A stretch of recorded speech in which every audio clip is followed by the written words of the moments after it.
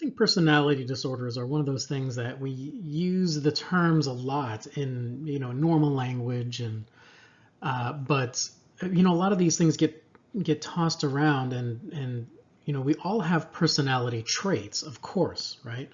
But we don't all have personality disorders, and so that's what this lecture will really focus on: is how do we tell the difference between the different personality disorders and whether or not we have a personality disorder or not.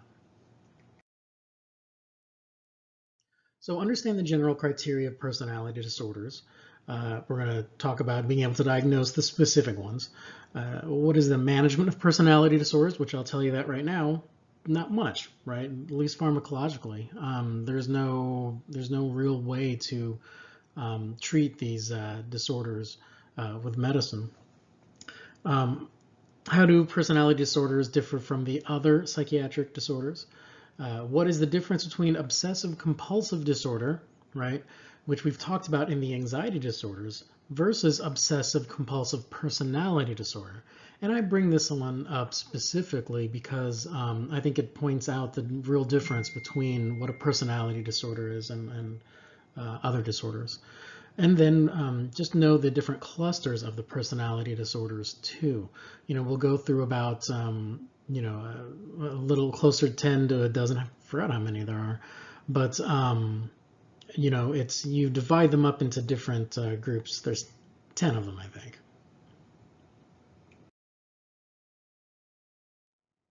So for the general criteria of the personality disorders, there must be an enduring pattern of inner experience and behavior that deviates markedly from the expectations of the individual's culture. Okay, and so it's obviously it's the things it's the behaviors that the patient is having, how they perceive things, but again, it has to deviate from the individual's culture, and kind of the big example of that are religious beliefs. Okay, so you can see how certain religious beliefs in one culture might seem abnormal to another culture, but really it's a normative thing at that point. And then this pattern has to be manifested in two or more of the following areas. So cognition, how we perceive things, how we think; affectivity, how we present ourselves, right? The nonverbal expression or communication; how we function within other people in society, so interpersonal functioning, family, friends, jobs, things like that. And then also our impulse control, and that one's an interesting one because it's very specifically different from the other ones, right? But we'll talk about situations where impulse control tends to be different in patients with personality disorders.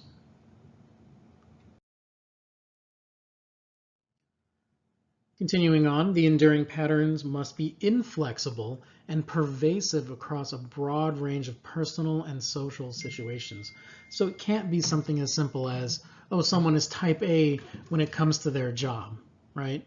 I mean, if they're able to be, have a certain set of personality traits for a job, let's say like they're a radio talk show host or something. I have no idea why I thought about that. Probably because I'm staring at a big microphone. That's different than having a personality disorder where that type of attitude, is again pervasive amongst all of their life situations. The enduring pattern leads to significant distress or impairment, right? We always have to have that as as part of a psychiatric disorder. I'm not sure if I've mentioned it. Surely I've mentioned it at some point in these lectures. The main reason that we have this significant distress or impairment is so that we separate things that are mild and don't necessarily need intervention. It doesn't mean that the criteria aren't there, but it just doesn't mean that we have to go directly to, psychotherapy or pharmacotherapeutics. It might just be a very mild display of certain criteria. The enduring pattern is not better explained as a manifestation or consequence of another mental disorder. So certain things come up when we're depressed, when we're anxious, when we're bipolar, right? When we have a manic episode. So it can't be due to just those things either. There must be evidence of this enduring pattern that's stable and early onset. Again, stable being beyond multiple different situations, but then also a lot of times these things happen, or at least there's evidence of it during childhood. Obviously the example here for antisocial personality disorder that we'll talk about later on is that these kids tend to be, and they have, they have to have some evidence of a defiance disorder, like conduct disorder or oppositional defiant disorder. And this is more of a prognosis situation where, when we diagnose a personality disorder, it's meant to be a lifelong thing, where therapy is not meant to cure the perceptions that people may have, but it's more to modulate their behaviors, right? People with personality disorders, these are, like I said, stable, and just these things are not specifically because of any situation. They're real thoughts. And when you start seeing some of the more common personality disorders, I think you'll really see what we mean by stable, always there, and like I said, poor prognosis.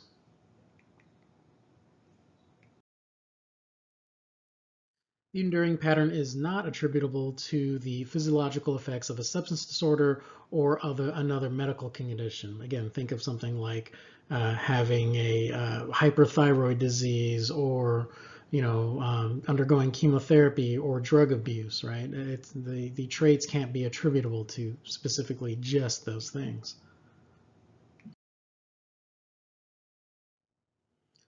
So general characteristics, prognosis, again, it's not good, right? By definition, the prognosis is not good because we are talking about things that have to be stable. The treatment is generally psychotherapy. And, when we talk about these different things, we won't go through the different managements and why isn't management a big focus? Well, that goes to it being ego-syntonic versus ego-dystonic, and we'll talk about that in a couple slides. But patients with personality disorders, they don't think there's anything wrong, right? There's no sense of distress that comes from the traits they have. That's just the way they are, okay? This is probably the main difference between personality disorders and other psychiatric illnesses, is this idea of ego-syntonic versus ego-dystonic, right? Remember, your ego is what communicates between your conscious thoughts and your unconscious thoughts. So it's kind of like this bridge. And when we say that something is ego-syntonic, we mean that it's pleasurable to you, or that it coincides with your thoughts. So your conscious thoughts combined with your unconscious thoughts, and they're going in the right direction. Ego dystonic are things where you feel distress from the things that you're doing. Your conscious thoughts and your unconscious thoughts don't go together, okay? And so the classic example here is obsessive compulsive disorder, which are, the obsessions, people flicking on the light switches hundreds of times and washing their hands constantly.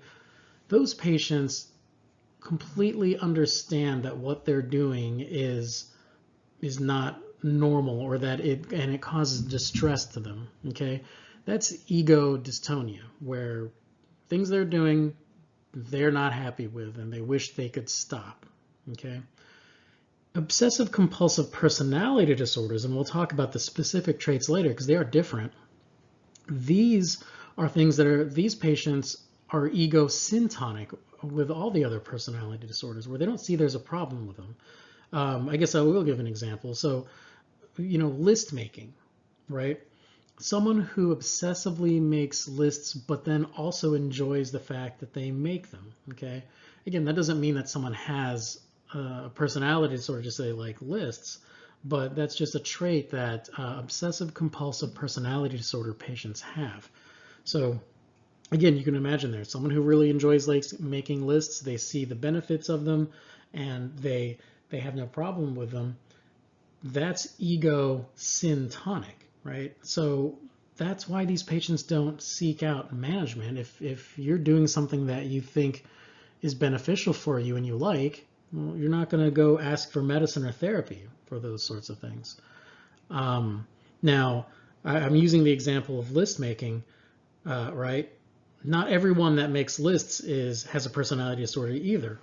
But for that specific example, if you're making lists to the point where you're constantly making lists, you're using more time in making those lists, you're making lists for things that you wouldn't necessarily, obviously people make lists for groceries, but if you're making lists of the socks that you have and constantly changing, sorry, they came up with this dumb example on the fly, so now you're going to have to deal with it. So if you make a list of all your socks on a piece of paper and you're constantly changing them and you're listing, how many threads are missing on the socks or how they fit when you put them on and things like that, even though you may enjoy that, and that does kind of sound like a fun list actually, even if you enjoy them, that's still a personality disorder if it's causing impairment in your life. Let's say you skip work to work on this list.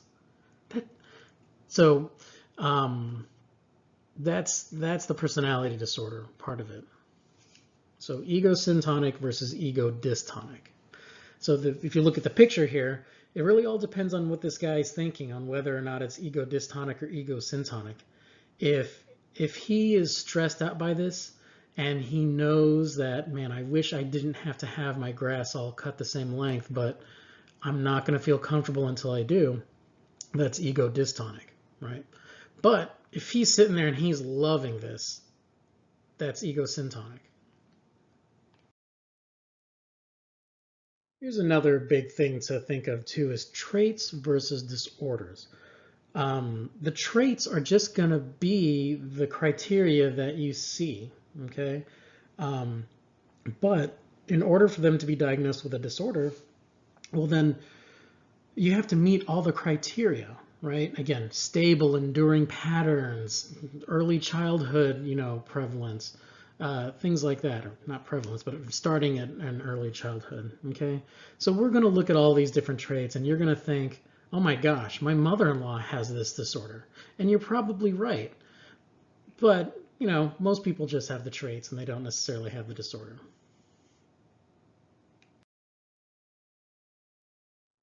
So we'll start with the different categories of these things, okay? Cluster A, cluster B, and cluster C. And these are the different types of personality disorders. So 1, 2, 3, 4, 5, 6, 7, there's 10. Okay. Cluster A is what we call the weird cluster. So paranoid personality disorder, schizoid, and schizotypal, okay? So tend to be weird, suspicious, withdrawn, irrational. And these disorders, these cluster A ones, are related to schizophrenia in that they have some traits of psychosis, okay? But it can't be diagnosed as schizophrenia.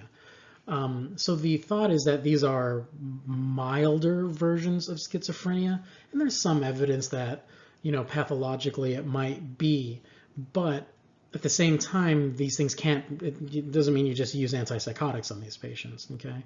So really the pathology, even though like I said, even though there are some similarities, the pharmacotherapeutics part of it doesn't play out. Also associated with being alone too. Which again, anytime you have psychosis, that tends to happen. Psychosis, paranoia. Cluster B is what they call the wild cluster. So antisocial personality disorder, narcissistic, borderline, histrionic, tend to be dramatic, obsessed with self-gain, attention-seeking with labile mood, right? Being, happy one moment, sad the next. Larger range of traits than with cluster A or C, okay? And that's because these tend to be related to mood disorders, right? Things like anxiety, things like depression and bipolar disease. So that labile mood going back and forth and extremely impulsive behaviors too. So we'll go through those.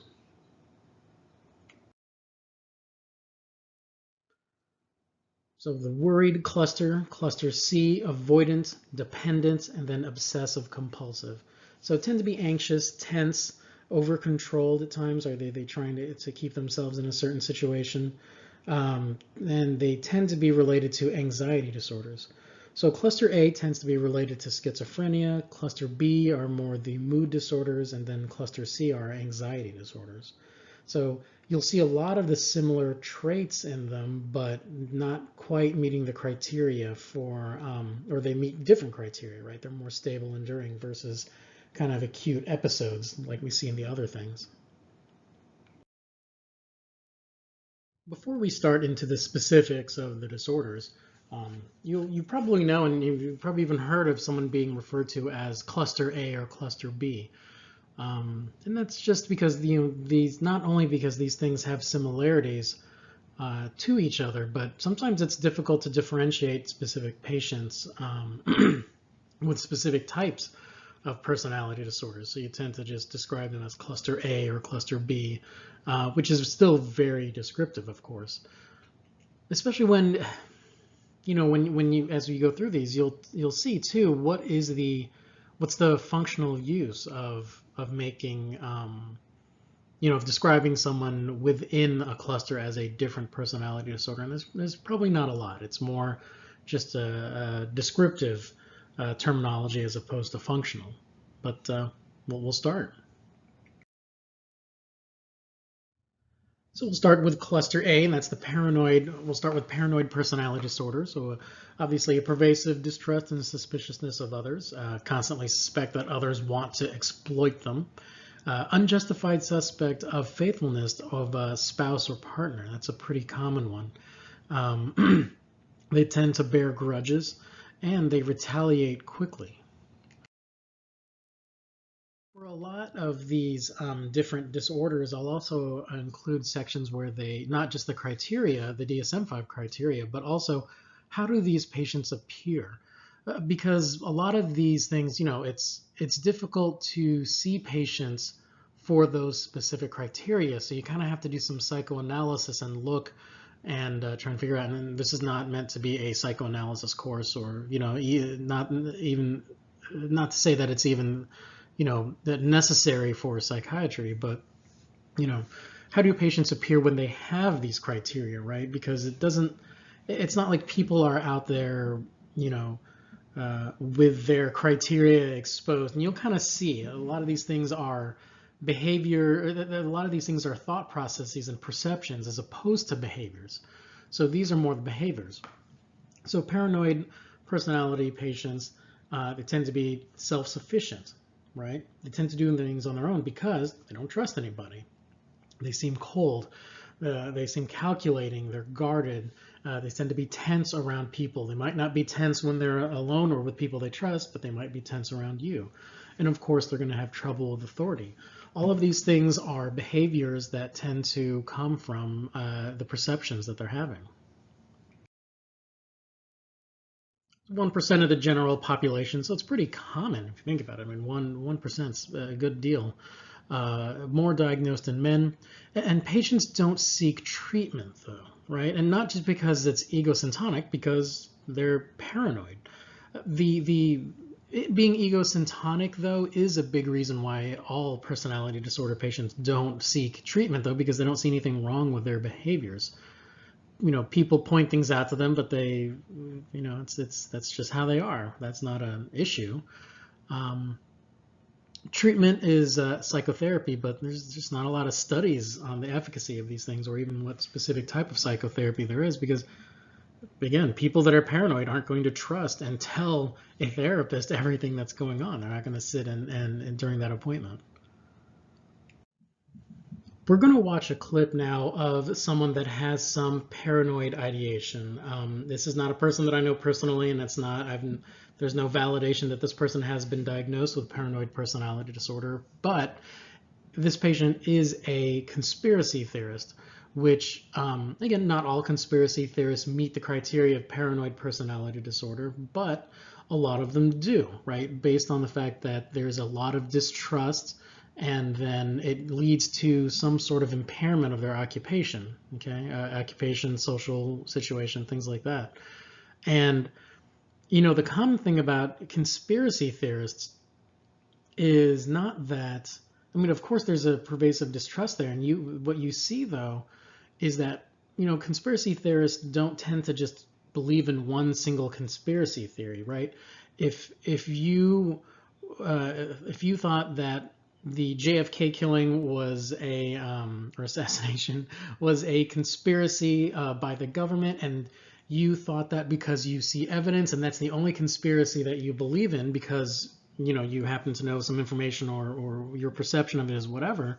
Well, that's not necessarily paranoia, right? That might just be that you have evidence that proves that or believes that. Whereas in general, conspiracy theorists tend to latch onto lots of different conspiracies, right? Because they don't trust the general acknowledgement of things, and so they find trust in people that look for issues with the general consensus, and that also have a pervasive distrust of others, and so they tend to cluster together. So someone that has, like I said, basically someone that has that has a paranoid ideations, they tend to have multiple conspiracy theories. So we'll just watch a quick clip here.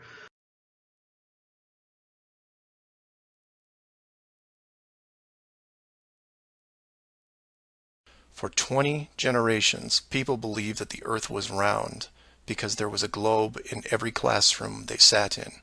There was no proof. Hundreds of years went by, and still civilization had no way of proving the theory.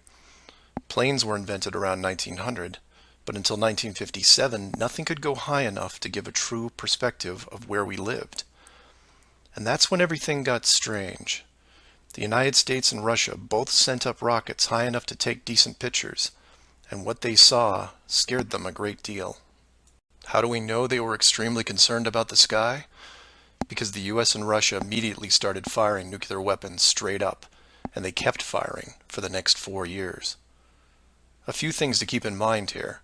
First, this was now 1958. Nuclear weapons were very expensive and hard to come by. These also weren't those nominal yield 20 kiloton toys we used on Hiroshima. This was high kiloton to low megaton, and we couldn't get them up fast enough. And the strangeness continued in other places.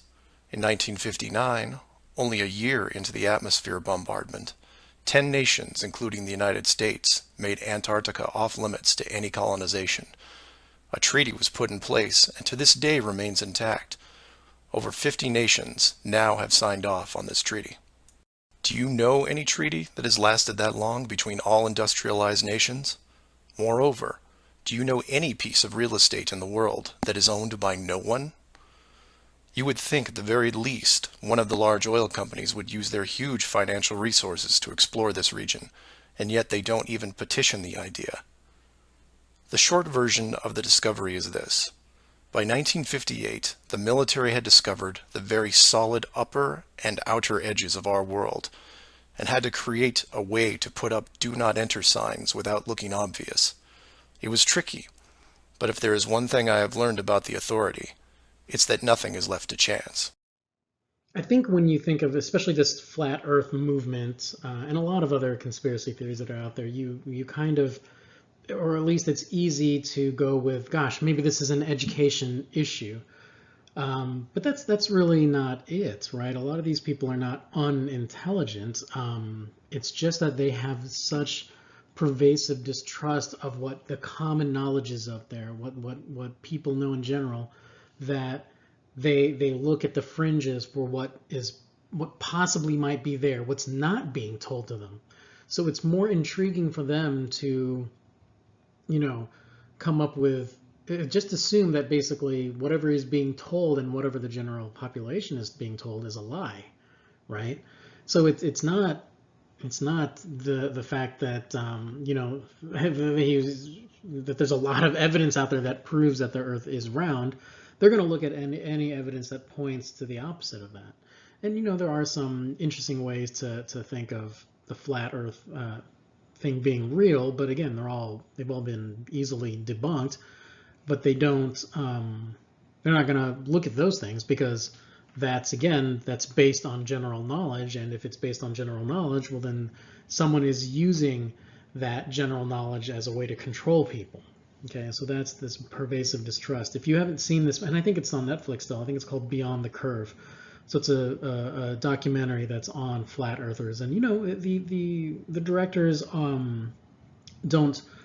There's not an obvious bias one way or the other, right? It's not making fun of these people. It's really just trying to going to understand, why they go through these thought processes and these perceptions. So it's a pretty interesting film.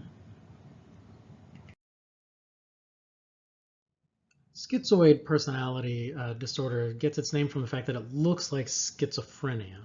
Okay, so there's a pervasive pattern of detachment from social relationships and restricted range of expression of emotions in interpersonal settings. So you can see a lot of negative affect issues there. So the main thing, though, the main criteria is that they neither desire nor enjoy close relationships, including family members. Okay, almost always choose solitary activities, have little interest in having sexual experiences with another person, take pleasure in few activities. They lack close friends or confidants other than their first degree relatives, appear indifferent to the praise or criticism of others, and show emotional coldness or detachment or flattened affectivity.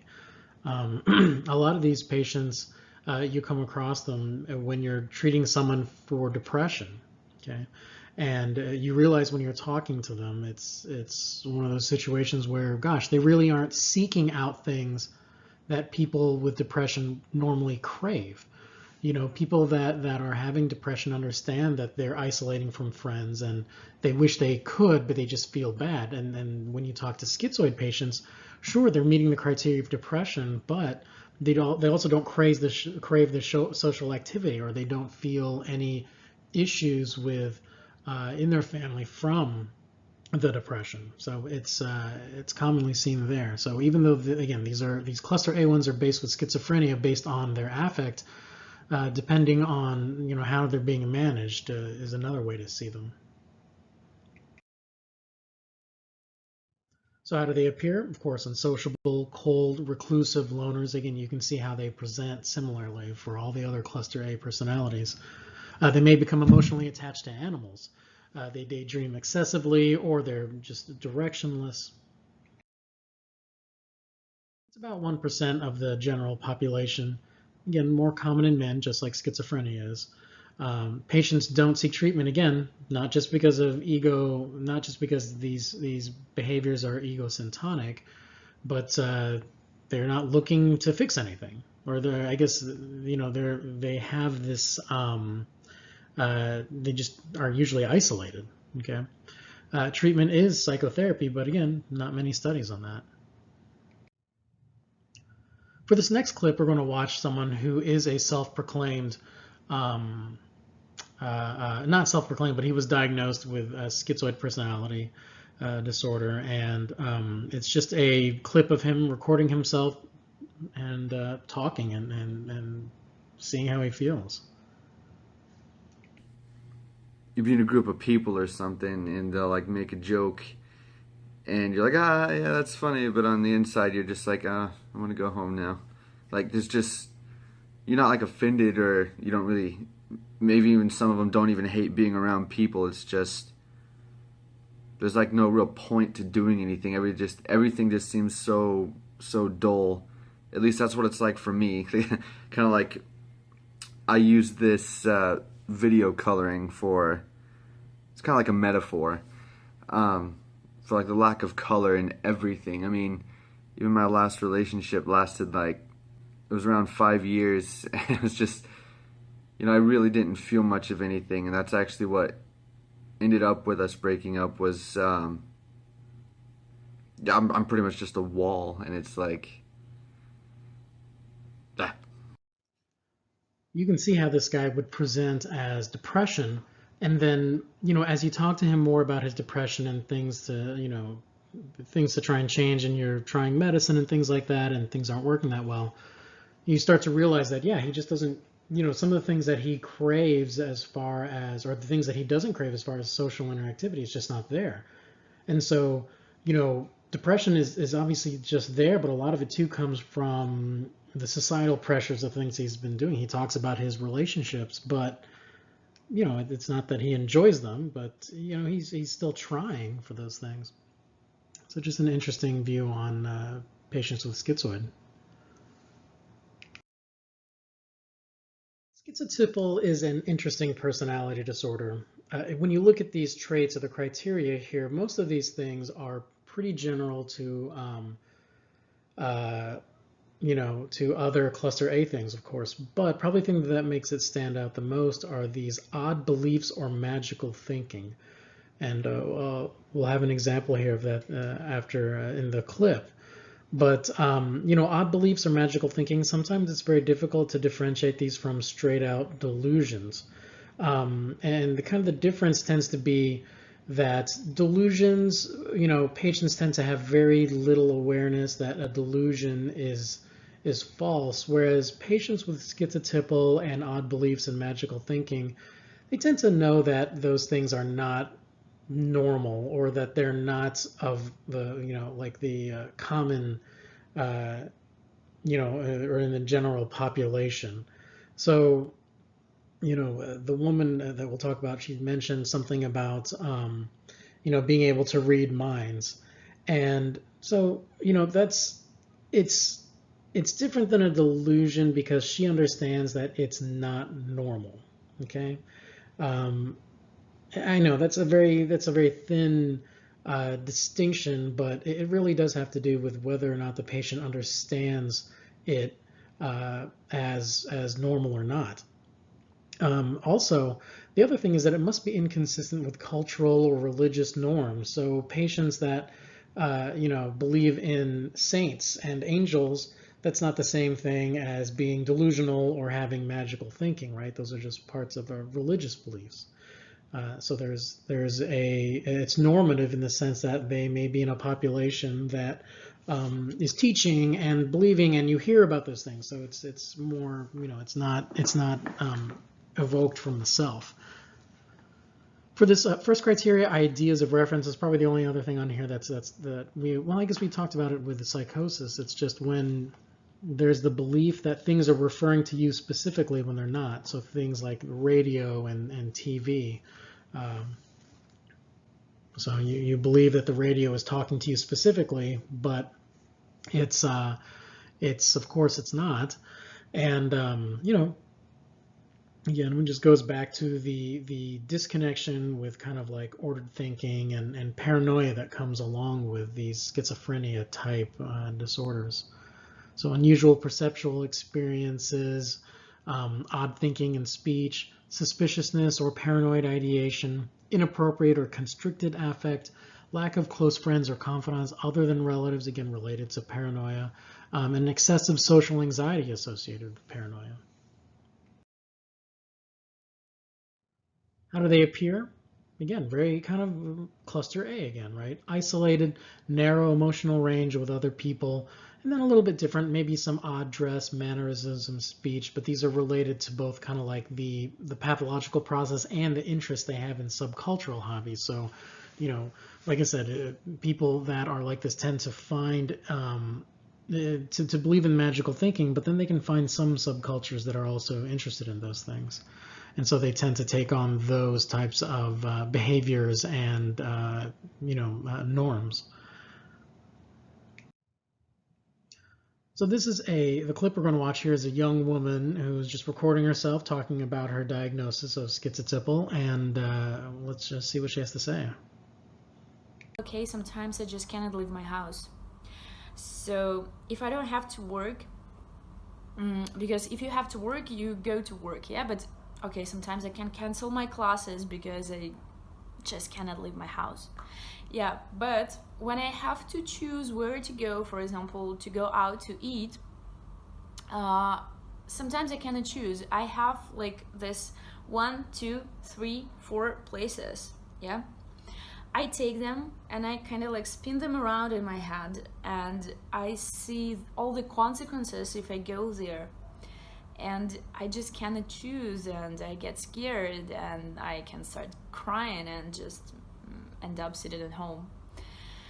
Then, number 2, magical thinking. And this is my favorite part about being schizotypal. It's odd beliefs, fantasies, preoccupations, and superpower.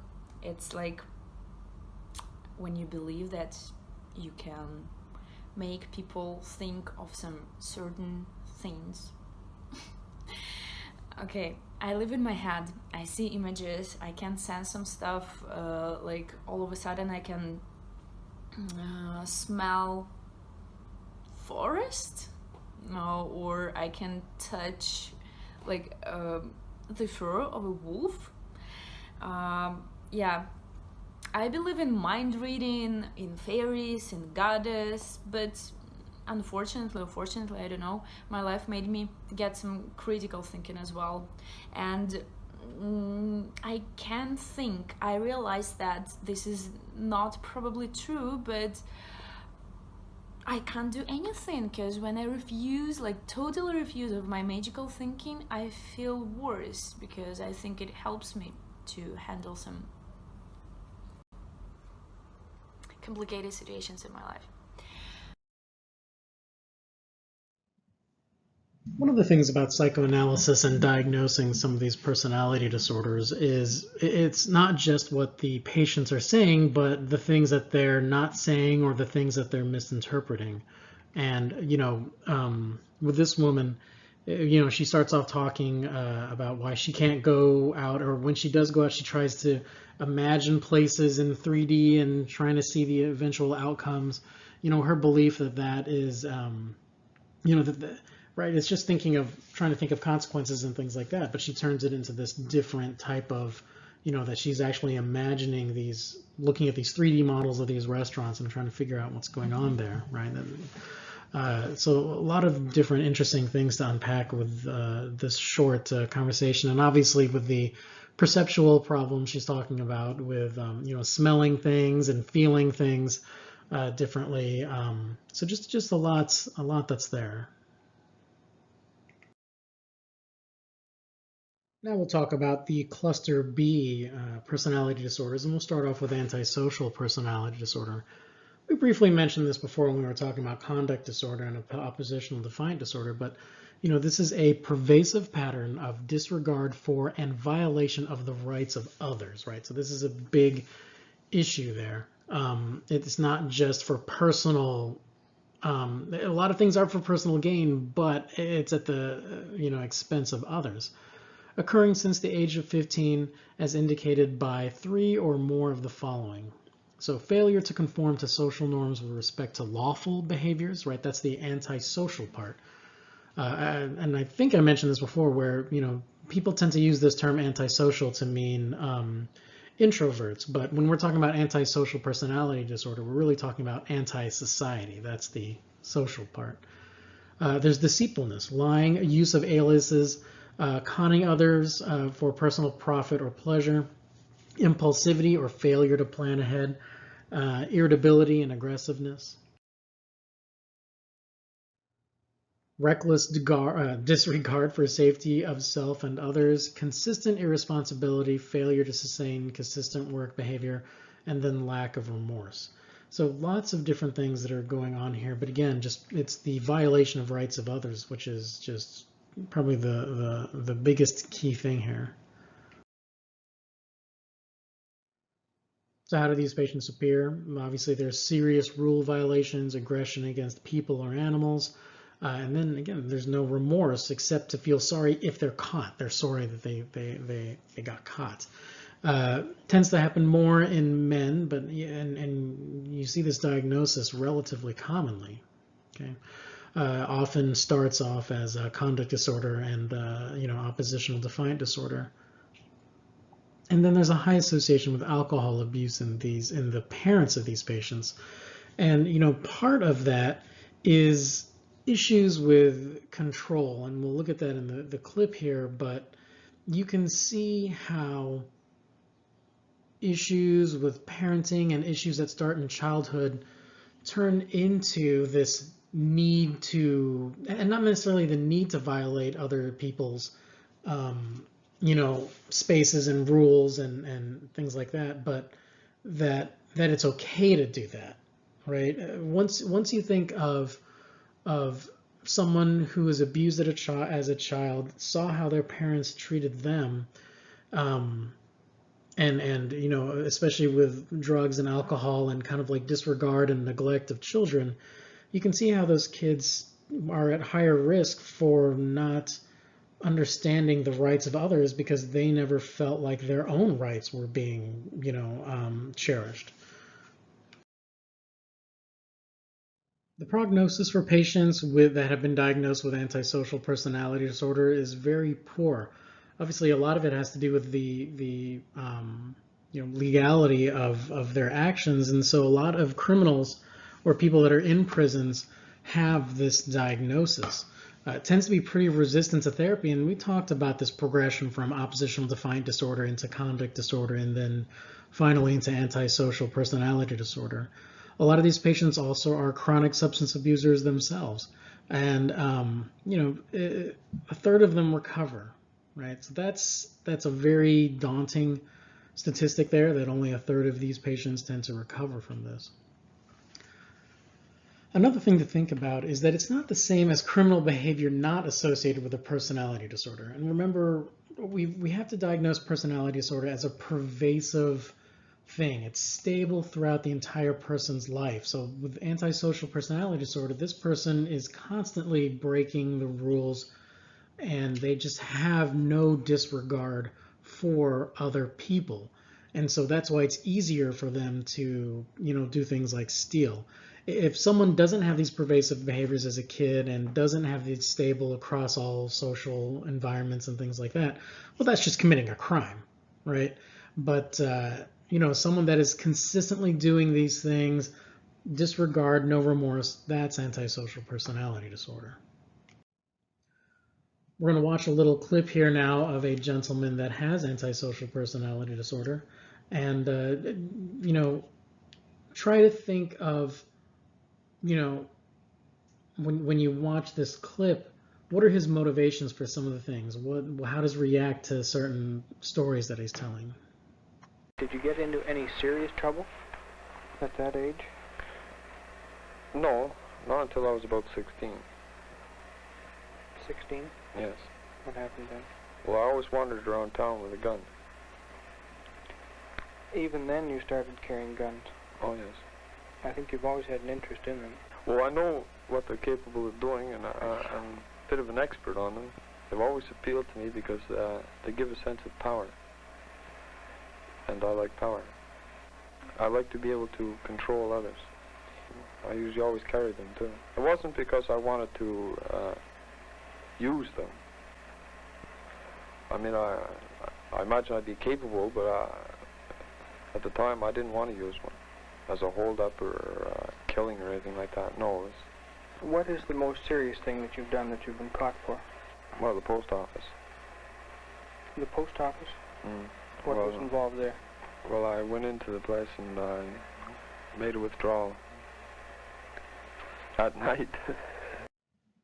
So that clip obviously ended with someone talking about committing a crime, and there's a couple things to unpack from that. He obviously was smiling and laughed and thought it was pretty funny that he was making a deposit at night. So obviously there's the failure to conform to social norms with respect to lawful behaviors. But it's also the way he describes it too. He wasn't committing a crime because he doesn't believe in lawfulness is the same way as us. He got caught and that he was committing a crime, but he didn't say he was breaking and entering or anything like that. He was making a joke, but there's a lot to read into that. It's his understanding of these rules don't apply to him. Okay, the laws don't apply to him. So he wasn't breaking and entering and stealing. He was, he made a deposit or withdrawal at night.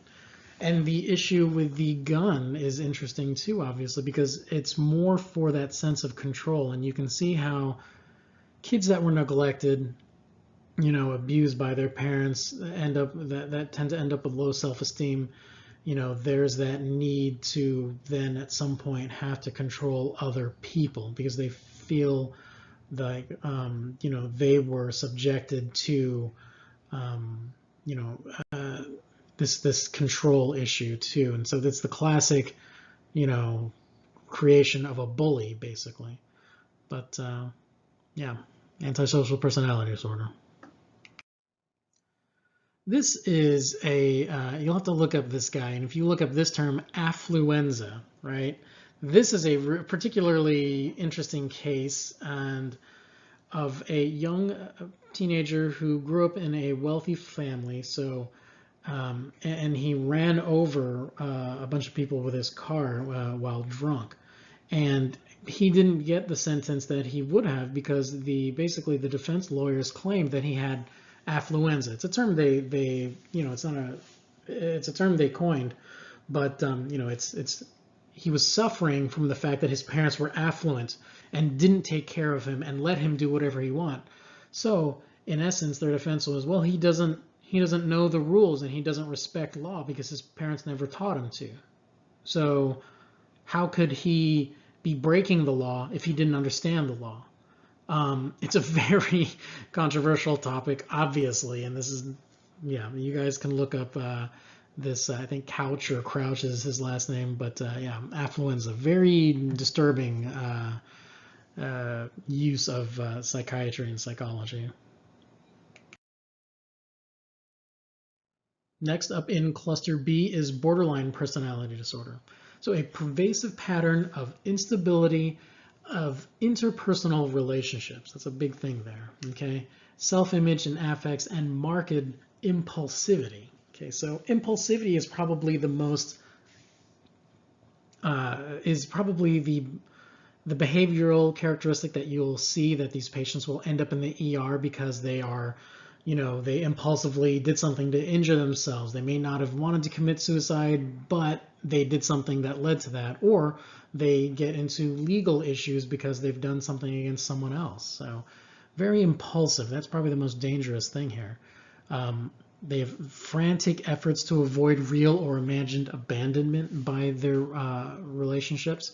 A pattern of unstable and intense relationships with extremes of idealization and devaluation. So patients like this tend to think that their boyfriends and girlfriends or their partners are the best thing they've ever done and then the worst ever. So they go from these extremes. Identity disturbance, so an unstable self-image. The impulsivity tends to end up in like excess spending, sexual promiscuity, substance abuse, reckless driving, binge eating. And there's a recurrent suicidal behavior, gestures, threats, or self-mutilating behavior, which tends to be for attention seeking, or that they want the attention, they want, something going on from someone else. And, even things that are meant to be attention seeking can be damaging or lead to death. So that's a real dangerous thing. I kind of mentioned it before, as far as patients that you see in a state hospital, it's basically a mix of schizophrenia patients that are dangerous or, borderline personality patients that are dangerous. There's an affective instability due to the marked reactivity of their mood. So they have very labile moods, so they tend to have lots of wild mood swings, which is what people confuse borderline with bipolar disorder, which we talked about in an earlier lecture. They tend to have chronic feelings of emptiness, which is why they're trying to, have these great, amazing relationships that are the best things ever. They tend to have inappropriate, intense anger or difficulty controlling their anger. And then there's a transient or stress-related paranoid ideation or dissociative symptoms. This leads to the impulsivity part of it too. The book that I have here, this is the classic book that borderline patients, we kind of refer them to as I hate you, don't leave me, right? It's just a perfect statement for their kind of like destructive relationships. So how do they appear? These are going to be very common. Anyone who's had ER experience has probably met up with borderline personality patients, again, because of that impulsivity and self-injury. So yeah, you're going to see extremes of emotions, wild mood swings. Again, that's why people confuse this a lot with bipolar disorder, because they think that, wild mood swings only is in bipolar. Well, unfortunately, it's more common in borderline personality disorder. They tend to have a very uncomfortable countertransference with people, and including the health provider. And what I mean by that is, how do they make other people feel? Okay, and a lot of it has to do with that fear of abandonment. Okay, so they swing hot and cold. It's almost like the classic abusive relationship where you hate on the person and then you give them a little bit of affection, and so then they crave that attention. That's what they're kind of doing to their partners and to us as health providers. Is there's that hot and cold that's always there. They hate you one moment, and then they love you in another moment. So, like I said, it's that feeling coming from a patient. That's the countertransference. And they tend to use splitting as a defense mechanism.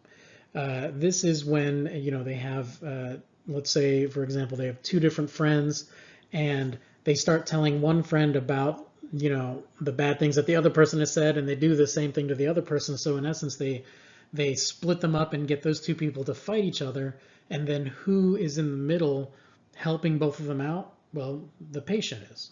Okay, so in a sense, they've created this tension so that they become the person that is needed and can help the other two. But you can see how that's a very destructive situation. This splitting is seen a lot in mothers who have borderline personality disorder, and they tend to split their kids against each other, and the kids don't really know what's going on. If they're adult children, they don't really understand what's going on until they all talk to each other. So it's a pretty common behavior pattern. Prognosis, 10% end in suicide. That is a lot higher than in depression. Okay, and again, the reason is the impulsivity. So it's a very serious diagnosis. Severe borderline patients, you really have to be very careful that their impulsivity is under control, which is difficult in itself. It tends to be associated within families. And here I do want you to know this specifically. There is a special type of psychotherapy called dialectical behavioral therapy, which is probably the thing that helps the most with borderline personality disorder. It doesn't mean it helps everybody, because it's as with any therapy, it's very difficult to get the behavioral change that's needed to change a personality disorder, right? It's personality disorders, all poor prognosis. But for borderline patients, I want you to know this dialectical behavioral therapy, or DBT, tends to be the most successful. And there's three basic tenets of it. It's support-oriented, it's strength-based. They try and bring up the positive characteristics of these patients, because they really do beat themselves up, right? Not only is that a tendency of the actual personality disorder, but society does not treat patients with borderline personality disorder, especially if they've been labeled with that. Health providers understand this term of borderline with a very negative connotation. So the therapy tends to be strength-based and not on just beating up patients on what they did wrong. It's also cognitive-based, okay? So cognitive-based as in cognitive behavioral therapy, and trying to change what their behaviors are, instead of assuming that there's a certain, or instead of having certain perceptions when something happens, they try and change those perceptions so that the behavior is different, okay? Just because someone doesn't text you back doesn't mean that that person hates you. You can't have that perception. You have to have the perception of maybe they're busy, right? So it's a simple example of that. And then they tend to be collaborative too, so that patients, group type dialectical behavior therapy or with the therapist tends to work too, so that they can understand other people's thoughts. The distrust and the fear of abandonment that happens in borderline personality patients, they tend to assume that everyone else has those things and everyone else acts in those same ways. And so that makes things very difficult. So role play helps, because then it helps them understand what other people might be thinking, or their other motivations. I mean, that's just in general. People tend to assume that other people are acting similarly to themselves. And if your perceptions and your behaviors are maladaptive, then you tend to think everyone else is maladaptive. So we'll look at this quick clip here of this woman who is talking about her borderline personality disorder. Manipulation assumes that a person has the skills to think about and then execute a plan. And manipulation in that sense, I don't think can be applied to people with BPD, because it's all about knee-jerk reactions and desperately trying to get something to feel secure and safe and okay again. And so for me, you know, when I was sending letters of blood to people, written in blood, one could say that was a tad manipulative. On the other hand, you could just as easily say I had no clue about what I was doing. I had no idea how to get people to pay attention to me in ways that would work. Manipulation is when you consciously try to get someone to do something for you without them knowing that you actually got them to do it. So you can see this woman describing this, you know, writing her letters in blood, and the lack of awareness that that was manipulative, right? And in fact, she called it a tad manipulative. So she really, really was minimizing her experience with this, and that's obviously very, very difficult. She's going to have a very poor prognosis. So intense and stable relationships, you can see, because they're constantly driven by the fear of abandonment. And you know, we all would be very disturbed if our partners abandoned us, but a lot of this is imagined abandonment too. Okay, so there's that on top of everything else. But you know, obviously it's an impulsive thing to do something as drastic as writing your own letter in blood. But you know, she has let me start this over. Patients with borderline personality have a very negative connotation associated with them, okay? Amongst health providers and amongst patients that are diagnosed as it. You know, once they start reading about things of it, it makes it look like they're getting blamed for everything they do. And of course, everyone has behaviors and everyone controls their own actions, but you know, patients with borderline personality disorder, everything is right in their face when they act out. They don't see the consequences and they just act out. And that's a lot of what the therapy tries to help with, again, is to change those knee-jerk perceptions, as she calls it.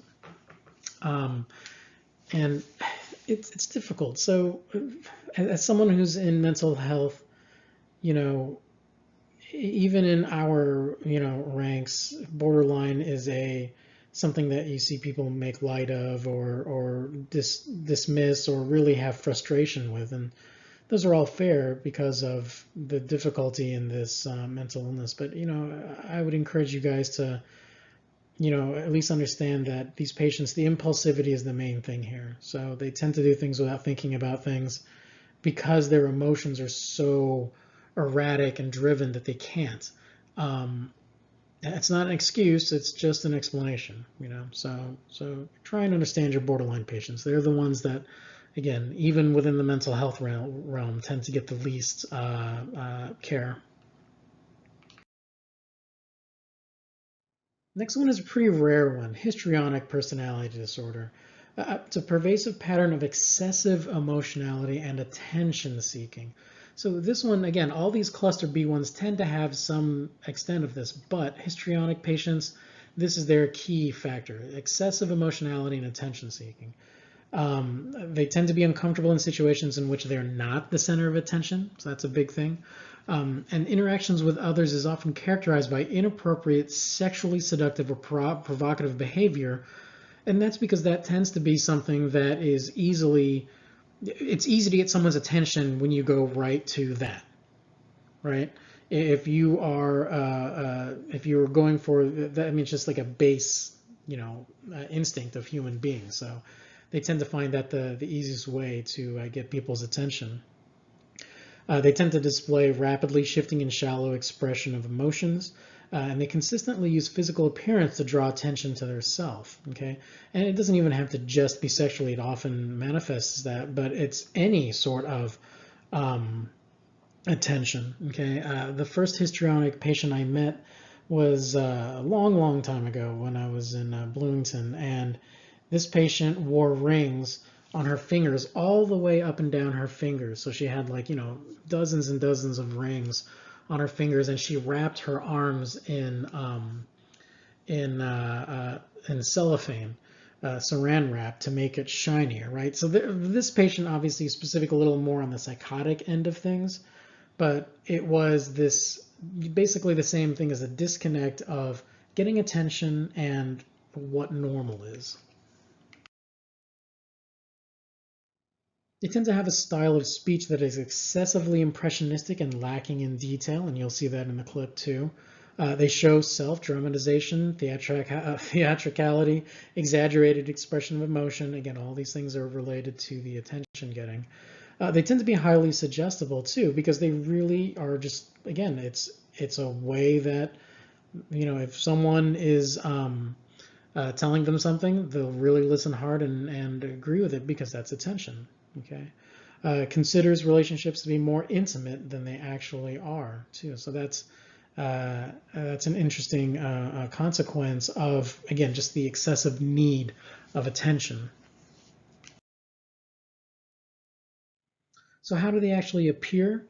They aggressively try to draw attention to themselves. They may dress non-culturally or inappropriately, tend to be very dramatic, and the victim or princess roles in relationships where everything is happening to them.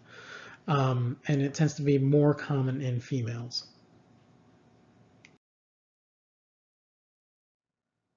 Prognosis, same as most personality disorders. Not very good treatment, not very good prognosis. No specific psychotherapies for this, unlike borderline. But psychotherapy tends to be the way to approach it. This next clip is a good example of why some of these personality disorders are difficult to catch in some people, unless you really get to know them or you've had a long, contextual relationship with them.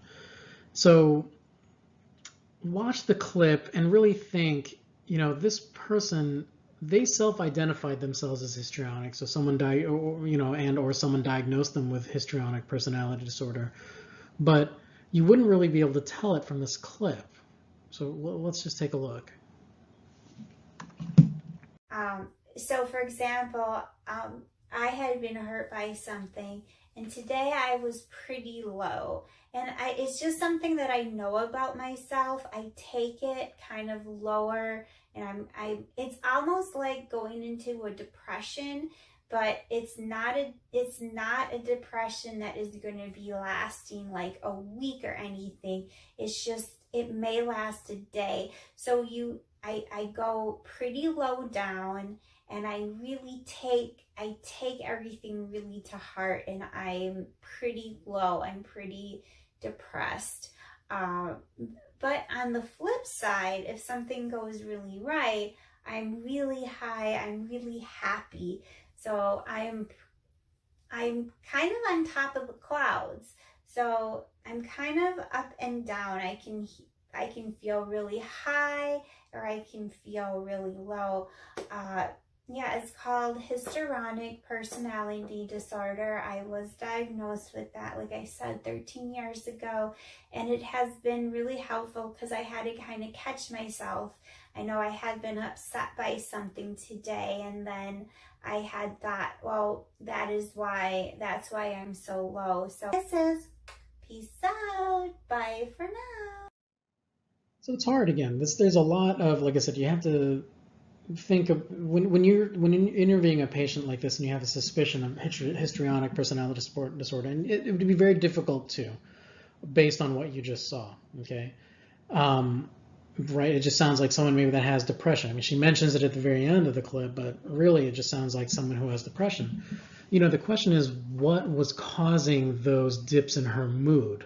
Okay, and my guess is that it probably did have something related to attention seeking. Okay, she never mentions it in the full clip, and you can find that online. But part of that too is not really willing to admit exactly what's going on, right? Her problem is not that she's attention seeking. Her problem to her is that she feels that she has labile mood, that when something has happened, that really, gets her down. So it's difficult. She's going to be in a very poor prognosis as far as doing what's better if that's truly how she feels about her personality disorder. Again, and that's likely, right? With all of this being egocentric, people don't think of those things as problems. They're looking at ways to make them feel better. And, the truth of the matter is it's very difficult to change those perceptions. It's easier to change behaviors, and it's still difficult to do that. Okay? So excessive emotionality and attention seeking. Narcissistic personality disorder. The last cluster B personality disorder that we're going to talk about, again, pretty common in the common language or in the general public, right? Pervasive pattern of grandiosity in fantasy or in behaviors, need for admiration and lack of empathy. And that's the big thing here. It's the need for admiration and lack of empathy. So not only do they need everything focused on themselves, they tend to abuse those that they're in relationships with. So grandiose self sense of importance, exaggerates achievements and talents. They have a preoccupation with fantasies of unlimited success, power, brilliance, and beauty. They believe that he or she is special and unique and can only associate with other special or high status people. They require excessive admiration. So there's self-entitlement, interpersonally exploitive to achieve their own ends. They tend to lack empathy, don't recognize or identify with feelings and the needs of others, envious of others or believes that others are envious of him or her, and then shows arrogant, haughty behaviors or attitudes. Okay, I think pretty standard narcissism type descriptors.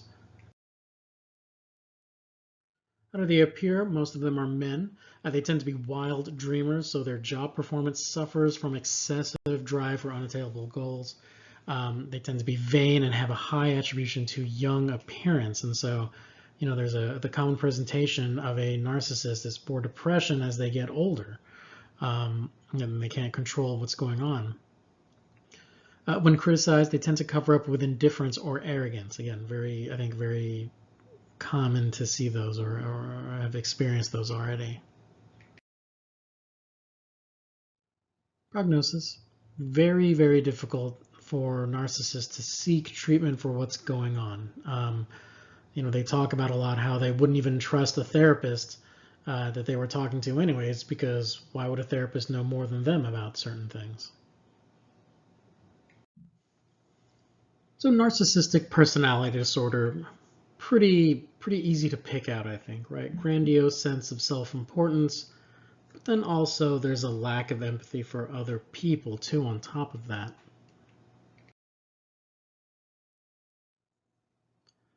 For cluster C, we're going to talk about, the first one we're going to talk about is avoidant personality disorder. And as we go through these criteria, you'll see that these are these patients have very similar behaviors to things like social phobias and schizoid personality disorders. So we'll talk about that and we'll compare those things. But these patients have a pervasive pattern of social inhibition, right? They have feelings of inadequacy, and that's a big thing right there. The feelings of inadequacy, and they're hypersensitive to negative evaluation. Hypersensitive to the negative evaluation, that's very similar to social phobia too. Okay. So they tend to avoid occupational activities that involve significant interpersonal contact because of fears of criticism and disapproval or rejection. Remember, social phobia, patients like that don't like being judged. It causes them anxiety. Here, these patients are also unwilling to get involved with people unless they're certain of being liked. They show restraint within intimate relationships because of the fear of being shamed or ridiculed for some of their feelings and emotions. They tend to be preoccupied with being criticized or rejected in social situations, and they're inhibited in new interpersonal situations because of feelings of inadequacy. So especially situations like a party. They view themselves as socially inept, personally unappealing, or inferior, and then that's really what separates them from social phobia and avoidant. Of a schizoid personality disorder. They're unusually reluctant to take personal risks or to engage in any new activities because they may prove embarrassing. So that one seems very similar to kind of social phobia. So how do they appear? They can be socially isolated, just like many of the cluster A patients. But avoidant personality disorder patients do want social interactions, but they fear the rejection and they feel like they're not worthy enough, basically, to have those interactions. So that's the difference. They're set in their ways, and it's the avoidance of change because of that fear of failure. Tends to be equal between men and women, but again, not the same as schizoid. So here we'll kind of finish off with this. So technically, social phobia patients want to be around people, but they avoid situations where they may be judged. Okay, and they understand this, and this causes them distress, right? So their behaviors of avoiding people, that's ego dystonic. Okay, so it's the avoidance of people here. They don't want to avoid people, but they just have to because they don't want to be judged. Slightly different is avoidant personality disorder, right? So these patients do want to be around people, but they avoid them because they have low self-esteem and they don't think they deserve to be around people. So the avoidance part of it doesn't cause them distress because they feel like it's natural for someone that's inferior to not be around people. Okay, so that's where they're egosyntonic, because they have the basically delusion that they're inferior, so they shouldn't be allowed to hang around with other people, so they just avoid them. And so to them that's egosyntonic. It does not cause them distress to avoid people. They want to be around them, but it's basically like, oh, they understand why they shouldn't. Okay, so that's the problem. And then schizoid patients, this one actually is really, it's somewhat similar, at least the behaviors, but it is really different in that they don't really care to be around people. So it's not like they avoid them. They just don't seek people out in general. So, and this, of course, doesn't cause them stress because it's just the way they are. Okay, or that's how they feel, and they just are not looking for social interactions. So these are very tricky things. Kind of see the nuance in them, and when I ask this, I'm not going to make it tricky. I'll make it very obvious which ones I'm looking for, because they're very similar.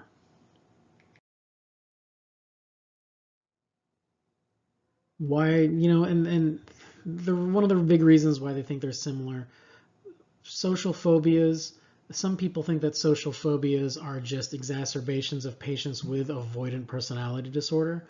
So, it's tricky. Like I said, if you were seeing patients and you were just seeing their behaviors, you really wouldn't be able to tell the difference between these three things unless you knew the motivations behind their behaviors.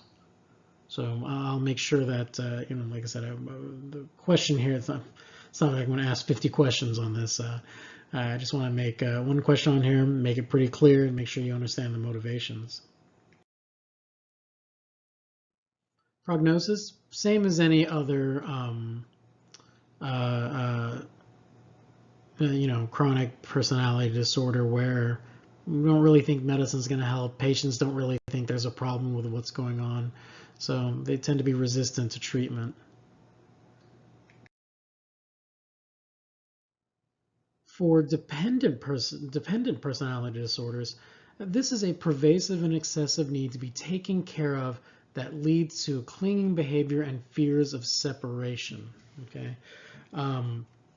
So these patients have difficulty making everyday decisions without excessive amounts of advice and reassurance from others. They need others to assume responsibility for most of the major areas of their life, and they have difficulty expressing disagreement with others because of the fear of loss of support. They have difficulty initiating projects or doing things on their own. They go to excessive lengths to obtain nurturance and support from others. They feel uncomfortable or helpless when alone because of fears or being unable to care for themselves. They urgently seek another relationship when a close relationship ends. And, they're unrealistically preoccupied with fears of being left to take care of themselves. The picture that I have here is of this guy who obviously, he's got something going on. If you find him on YouTube, you can see the whole episode. I think if you Google like adult baby, you can find this guy. He's not just dependent though. He's got a lot of different things going on. But it is an interesting watch. How do they appear? They belittle themselves and are highly agreeable. Again, they're trying to ingratiate themselves to the people they're with. Okay, so they make themselves seem helpless so that they get help, and they agree with everything that their partner says so that their partner is willing to help them out, basically. They tend to jump quickly from relationship to relationship. It's just like a natural thing of normal relationships, right? We tend to get comfortable with each other, and we dote on people that we're first involved with, but then as the relationship goes on, we do less doting, and so this is not agreeable to these patients.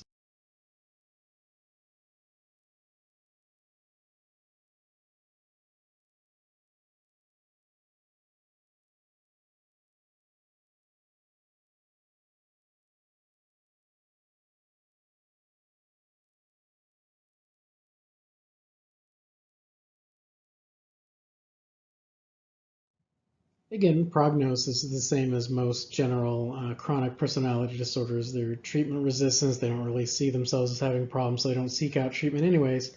But there's this not really used in adolescence because obviously most children should be dependent, right? It's normal for that to happen.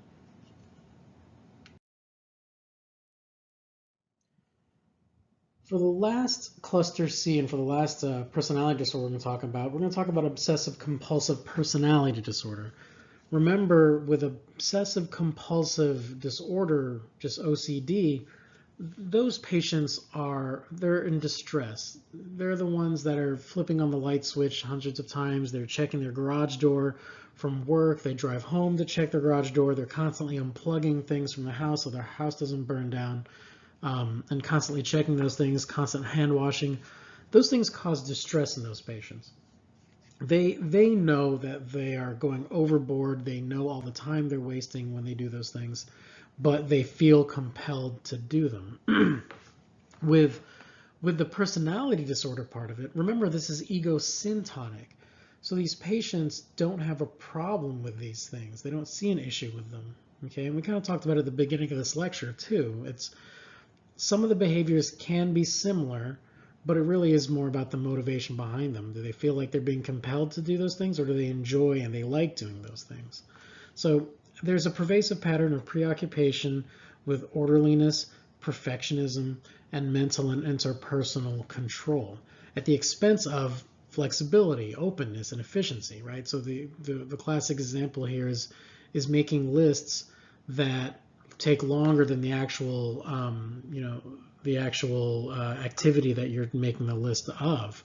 So you're preoccupied with details, rules, lists, order, organization, or schedules to the point that the major point is lost. They show perfectionism that interferes with task completion. They're excessively devoted to work and productivity to the exclusion of leisure activities and friendships.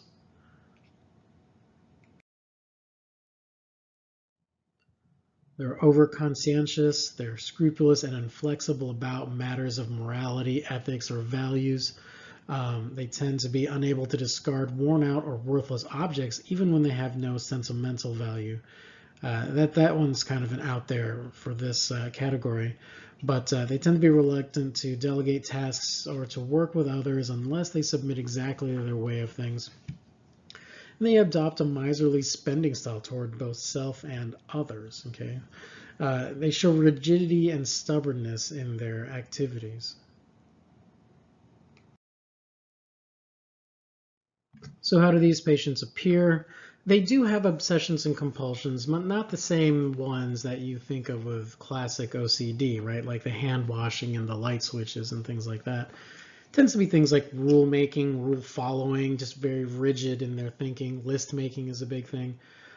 These patients tend to be perfectionists and workaholics.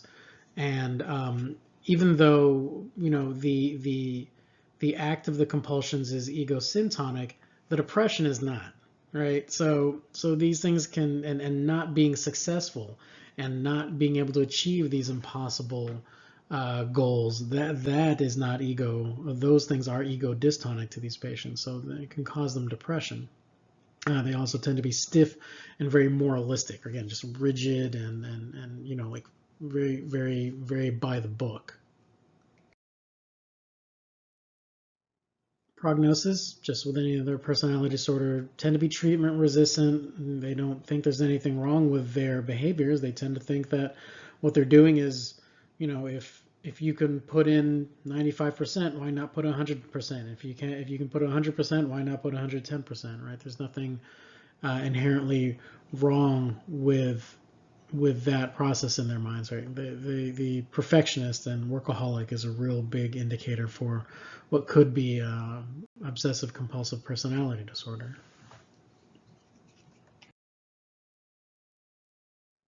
So lots of different criteria and things like that, but basically just know the broad strokes of these personality disorders, which, you know, I tend to think that this is an easier lecture because I think everyone knows about these traits and you probably know about most of this terminology already.